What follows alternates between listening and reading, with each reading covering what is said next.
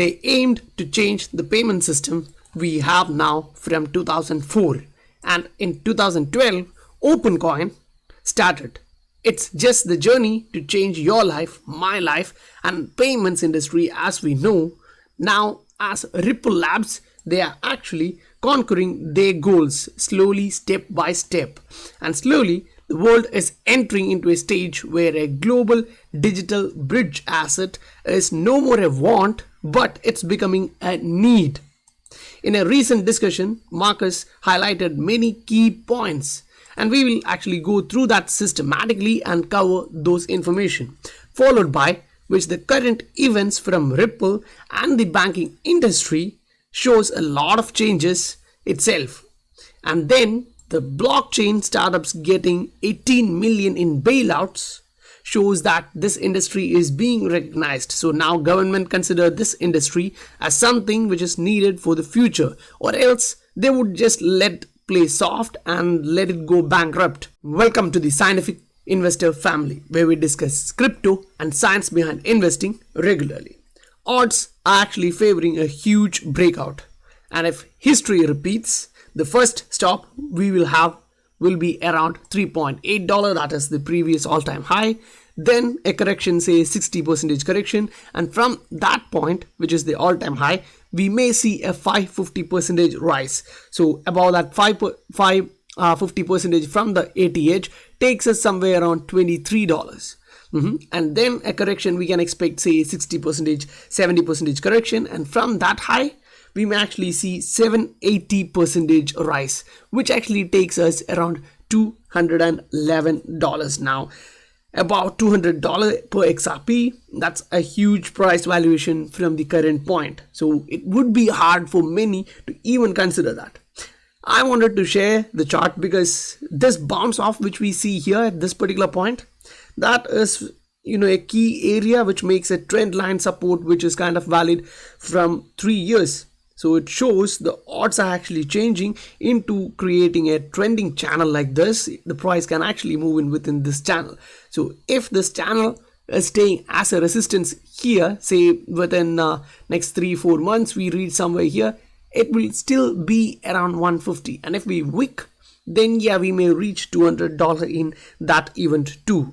Remember, we are bouncing off from a 3-year-old bottom support line, so let's really hope the history rhymes here around and it reaches 3-digit XRP, because in the reality, if you see, this was the bottom previously, and here if we zoom in, we can actually see that we tried that area, the price actually wicked off. Now we actually came into that area and we are moving up. Now this area which highlighted here is say from 0.28 to around 0.32, which is kind of overhead resistance. But if you look back at the history, you can actually see previously we had even higher area of resistance, meaning the overhead resistance in this area was so large, but when we finally shot up, it just went through it. It didn't even consider that there was a resistance zone. So if that is to happen in a short view, we can actually see the limits like this. Now if you ask how I actually got this, you can just go to the measure tool. Say for example, the first blast off from this point actually took you to the all-time highs here, and from that all-time highs, the next high was around 560%, and then from that high, the next high was around 720-730%, 780%. And if you actually take that from the all-time high, say the 550, then the 780, you actually get these points. Say the all-time high $3.8, then $23, and then $212. So the price ranges is like that, and it actually matches up with the resistance and the support line. If it is to move within that range, say from this particular point, if you actually measure from this particular point to this point here, when it reached the top, it was like 300 days. So if we are actually looking at a same time frame from this point to this point, say 300 days, it would be around June 2021 when we would be hitting the next peak of the next cycle, and the high is kind of around 120-128 if we are just to touch that resistance zone. And if you remember in our previous video of XRP, the digital gold or digital gold XRP, we were actually directly pointing out $118 XRP. And there was like 3 to 4 videos in which we actually gave all the technical details from time point, percentage point and all. If you haven't watched that, you can actually watch that here. Now, when we just said that the technicals point us towards 3-digit XRP, a minimum of 118, peaking next cycle, and moving from there, what you have to understand is back into 2012, OpenCoin, which was the initial name of Ripple Labs, we're actually considering this one. Read the key highlight. Now, yeah, the underlined area is different, but I would like to highlight this one. Every developer should remember that the world will be looking at their code. So when they were preparing this in the background, they were actually considering that they are going to be the dominant force of payments in the world, and their code will be looked after by major central banks, the world of banking itself, the finance itself. So we were building the most important piece of software that the world has ever seen. So when someone says that the price of this particular asset cannot go much high, you have to think it twice and go through the fundamentals, and every documents which we have been presenting here shows that we are actually rising in fundamentals every day, or at least this was happened previously, and that is now changing into practical use case. The production contracts which we are getting for XRP is because we have all these fundamentals in our background, because these institutions are coming in because they understand that.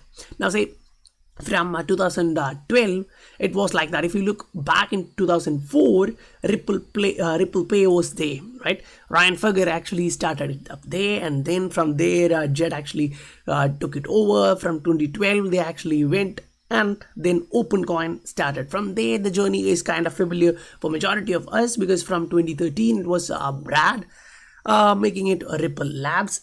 We know the history, right?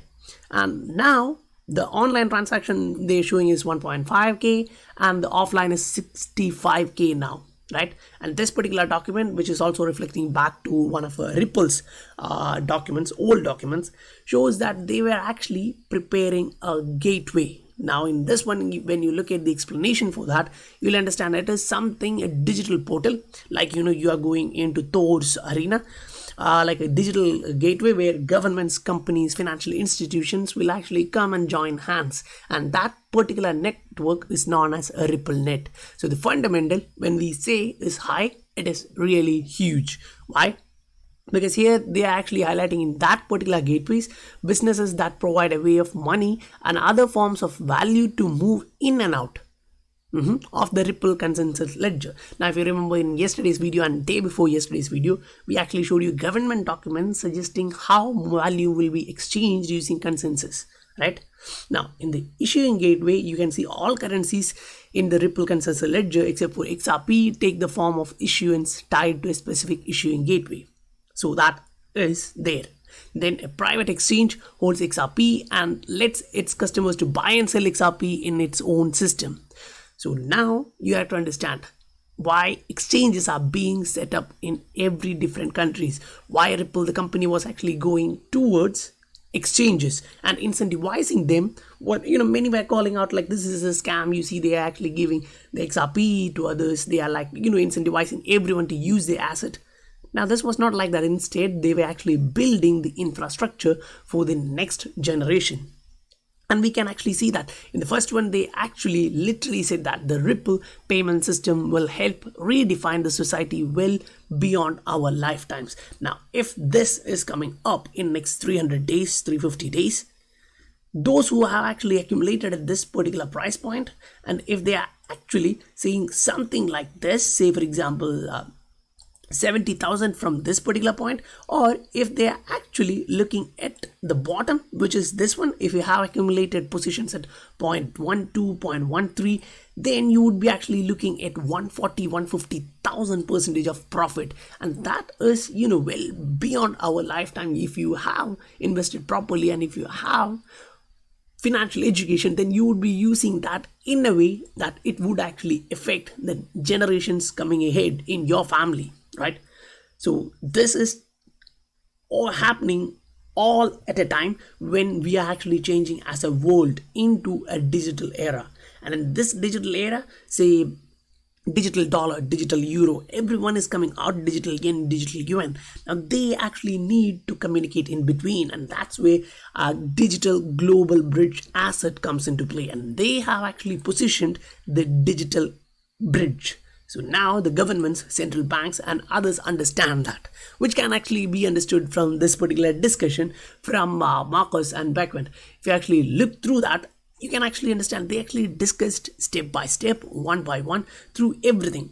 And now the current pandemic, as we were saying, is kind of being, a shadow or a curtain behind which everything is happening.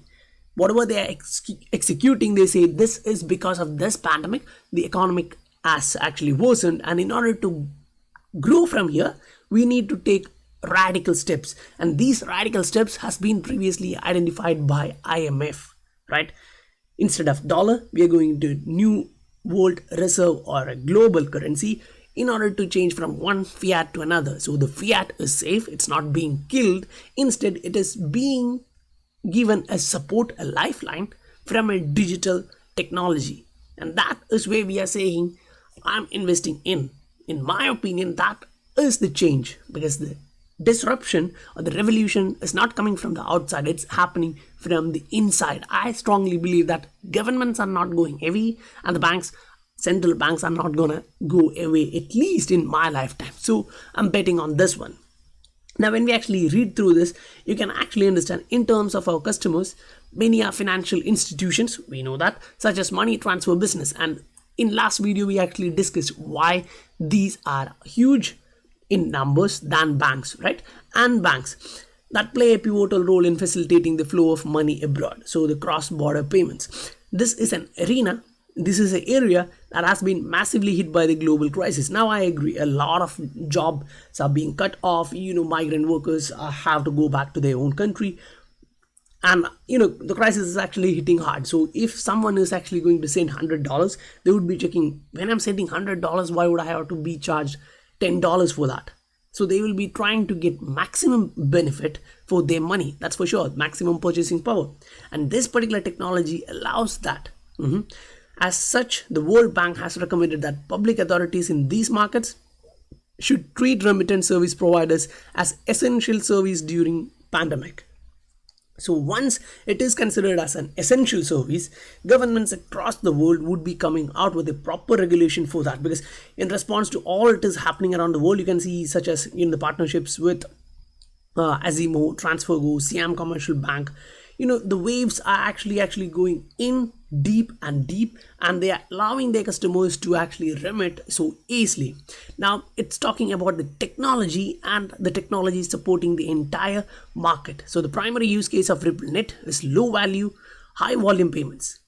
This is their aim from a long while, and we showed you the scale of that payments in the last couple of videos, right? 325 million transactions just through low value. If you're looking at high value through banks, it was really low compared to the numbers, right?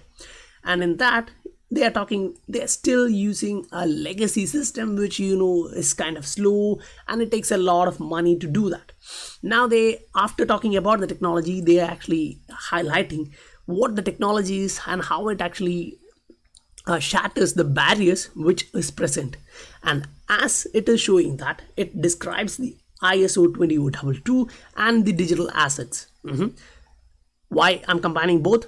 Because it is there for interoperability. We are actually talking about a same language which can be used by all the financial institutions for communication in between, and they highlight that digital currency arena is kind of now enriched by Facebook's announcement of Libra, Fidelity coming in, Amazon stepping in, JP Morgan stepping in. So if we actually look at this particular industry now, digital assets, it's not just small thing. Now if you consider why market cap or price, yes, I agree, it is small, but if you look at the future, it's not. In yesterday's video, we showed a statement from the Amazon chief, right? He said that literally he believed that and he achieved that. So now the question is, do you believe that this is gonna play out?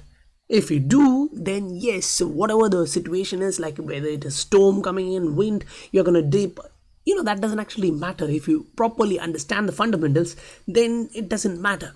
Because now as we enter into a liquidity crisis, from household to businesses are looking for loans from one end to the other to meet one quarter to other in their business. And then Ripple is coming out with this. Ripplenet is expanding and it is trying to give its customers loan. Now Ripplenet customers are like 350 kind of announced directly or indirectly, and the rest are unannounced. So all of them would be able to actually take this benefit. Only in the swell they will announce everyone, but everyone would be happy to actually use this benefit from the company, right? And this from the Deutsche Bank actually shows how the European Union is actually changing. They're targeting, way beyond MasterCard and Visa. We know MasterCard and Visa have a long history and network. They are just showing you one customer, that is, pan-European payment system. They, when comparing this Visa, MasterCard, Amex and other payment processes, they understand that yes, the network is huge and the payment flows through them is also huge, but the revenue which they make through these payments, say even if it is micro payments, low value payments, due to their charge, they actually make huge revenue. If these revenue are actually being given back to common man through each transaction which they conduct in a year, it would be a massive push to the economy, because these companies would be getting that revenue, they would be buying their shares back. So the share buybacks are not actually directly giving the purchasing power to the common man. So now the governments are looking a way to push the economy, and this is one among them. Because if you're going out buying something, using a MasterCard, Visa, wherever you are, depends upon the geographical region, right? They are actually cutting your neck, taking out as much as blood as possible. So as the technology is evolving, now we are looking at a change in the entire industry, and that is reflected here, because these guys, they consider this industry as an important one in the near future. So they don't actually want these to actually go bankrupt, and they are bailing them out. So as the industry is evolving and maturing, we are actually thriving way forward through every different barriers, and the scientific investor family is also growing with it. You have to understand, we are actually going through all the details, fundamentals and technicals to understand how we can reap the benefit in coming years. That's not like coming weeks or months, it's coming years. We are looking here for the long-term achievement, right? And I would actually like to request you guys, if you guys like the content, do hit that like button, because I've been watching from last couple of videos, the total likes for the video is less than 10%. So if you guys want me to improve upon something, do let me know. I'll actually try my best to go through that, your opinion, and to implement that. So this is a channel, we call it as a family, and we try to get on as many suggestions as possible to improve the content which we actually deliver, right? So if you want to support the channel, if you are new here, do hit that subscribe button, and if you haven't hit the like button yet, please do consider hitting that like button. I'll meet you guys on the next video. Bye for now.